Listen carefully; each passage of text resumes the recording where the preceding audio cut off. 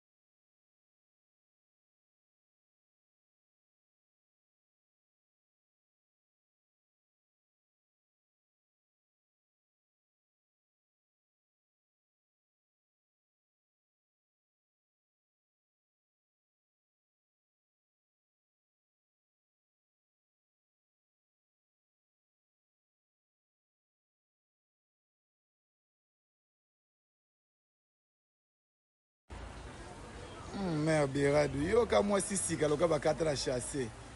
Moi ça le ka peso na kitoko boité mibali ba okima. Moi sisi ka boy. Oh ange le roi pas mona na ataza le roi buku lopango.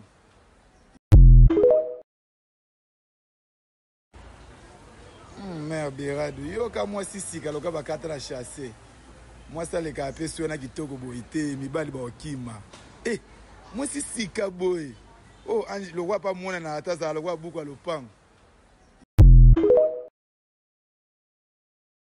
Tosengi bino bo continuer ko s'abonner massivement na kati ya Adassa Temo TV. Boso taraba pib na bisote, s'il vous plaît les abakouk, mama Adassa yaka ko lele la binote, botinde la ngambongo, bo pesa ngabo, bo songisa ngabo, non, eloko na osenga bino les abakouk, les anges adorables de notre maman. Boso telenga ba pibite, na ba pibi wana nde sala raketo la bino toujours biloko ya kitoko. D'émission ya kitoko ba live ya kitoko mutafingi sila na 12h na 12h 2 minutes biso topeli si live toza les abakouk boza la concentrer na kati ya sila bisalu officiel na kati ya les abakouk de SB. Je vous aime tokutani na émission Oezoya. Bye.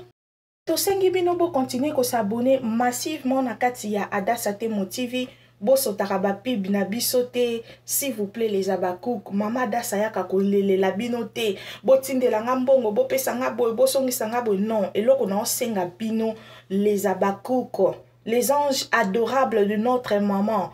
Boso telenga ba pibite, na ba pibi wana nde sala raketo la bino toujours biloko ya kitoko.